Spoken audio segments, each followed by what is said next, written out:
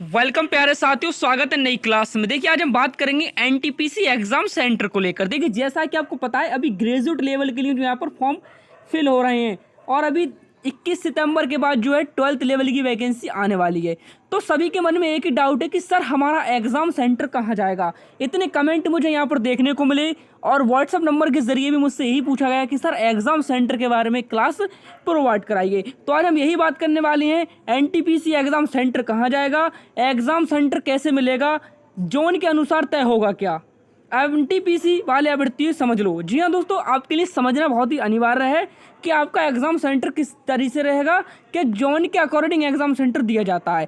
तो इन सभी टॉपिक्स को हम आज की क्लास में कवर करेंगे। इससे पहले अगर आप नए हैं तो चैनल को सब्सक्राइब कर लीजिए, बराबर बेल आइकन का निशान दिया उसको प्रेस करना ना भूलें, ताकि आप किसी भी नोटिफिकेशन से यहाँ पर वंचित न रह सकें। तो स्टार्ट करते हैं एग्ज़ाम सेंटर के बाद।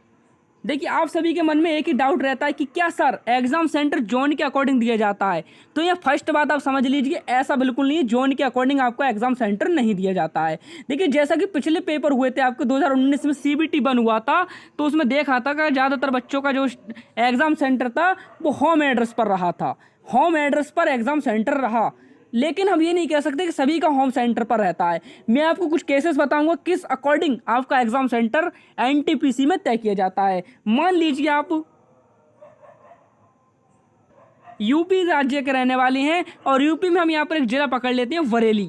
देखिए बरेली से आपका जो है होम डिस्ट्रिक्ट है और आप यूपी के रहने वाले हैं। तो देखिए यहाँ पर क्या होता है, आप चाहे किसी भी जोन में जाएं, आप किसी भी जोन में जाएं, ये कोई मायने नहीं रखता है। यहाँ पर मायने रखता है कितने नंबर ऑफ फॉर्म, कितने आवेदन आपके डिस्ट्रिक्ट से, आपके होम डिस्ट्रिक्ट से यहाँ पर फिल हुए हैं। अगर सीटें अवेलेबल हैं, अगर सीटें अवेलेबल हैं तो आपका सेंटर जो होम डिस्ट्रिक्ट पर यानी होम एड्रेस पर रहने के करीब 99% चांस रहते हैं। मान लीजिए आपको जो एग्ज़ाम है वहाँ पर 500 सीटें हैं, लेकिन अगर इससे ज़्यादा सीटें होती हैं, अगर 505 सीटें, 501 सीटें होती हैं, तो पहले 500 स्टूडेंटों को लिया जाएगा और एक स्टूडेंट को जो है 300 से 400 किलोमीटर के अंतराल पर रखा जाता है। अगर 300 से 400 के अंतराल पर भी आपका जो सीटें ओवर हो जाती हैं तो फिर 500 से 700 किलोमीटर के दायरे में आपको रखा जाएगा।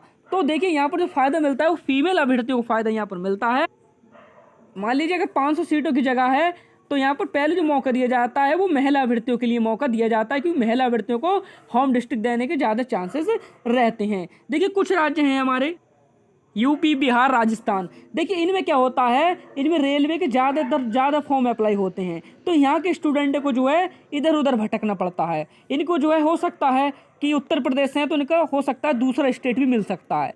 बिहार वाले हैं तो यहाँ से ज़्यादा आवेदन होते हैं तो इनको दूसरा स्टेट मिल सकता है। राजस्थान वाले हैं तो इनका दूसरा स्टेट मिल सकता है। बट यहाँ पर आप ये बात भूल जाइए, इससे जोन का कोई लेना देना नहीं है। जोन से यहाँ पर कोई भी फ़र्क आपको नहीं पड़ेगा, कोई भी जोन फिर कर लीजिए, इससे आपको कोई मतलब नहीं है।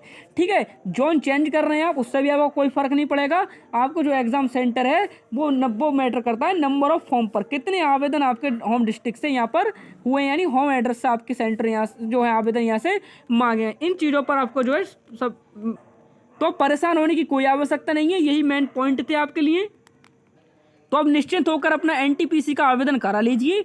जैसा कि आपको पता है 14 सितंबर से 13 अक्टूबर तक जो है आपके ग्रेजुएट लेवल की आवेदन हो रहे हैं और इसका 16 अक्टूबर से लेकर के 25 अक्टूबर तक जो है बेटा आपको करेक्शन डेट दी जाएगी। उनमें आप जो कोई त्रुटियां हो गई हैं तो उनको आप सुधार सकेंगे। परेशान होने की कोई आवश्यकता नहीं। आप पीछे कमेंट कर रहे हैं कि सर नाम गलत हो गया है, पिताजी का नाम गलत हो गया, तो इनसे परेशान होना नहीं है। अभी आवेदन करा लीजिए और आवेदन के बाद जो है करेक्शन डेट दी जा रही है 16 से 25 अक्टूबर। उन डेटों में जो अपना करेक्शन कर लीजिए। ठीक है, हम आपको बता देंगे कैसे करेक्शन करना है और मैंने छोटी छोटी सब बातें बता दी हैं वो किस तरीके से आपको एनटीपीसी का यहाँ पर आवेदन करना है।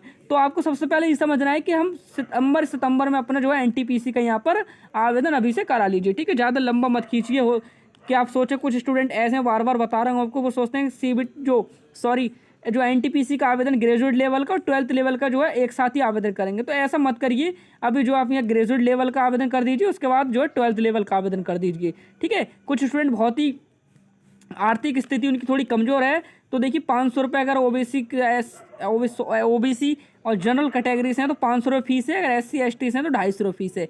तो देखिए 500 1000 हो जाता है और SC ST वाले भी 250 500 रुपये हो जाता है। तो जो है काफ़ी मुश्किल हो जाता है क्योंकि बेरोजगारी का माहौल है। तो बेटा अभी से आप जो है एक एक करके फॉर्म यहाँ पर अप्लाई कर लीजिए और सेंटर के बारे में निश्चित हो जाइए, इससे जॉन से आपको कोई भी लेना देना नहीं है। तो जैसे कोई नई अपडेट निकल कर आती है वो आपको बता देंगे। इससे पहले अगर आप नए हैं तो चैनल को सब्सक्राइब कर लीजिए, बराबर में बेल आइकन मिलेगा उसको प्रेस कर लें ताकि आप किसी भी नोटिफिकेशन से वंचित ना रहें। Thank you for watch, thank you for support.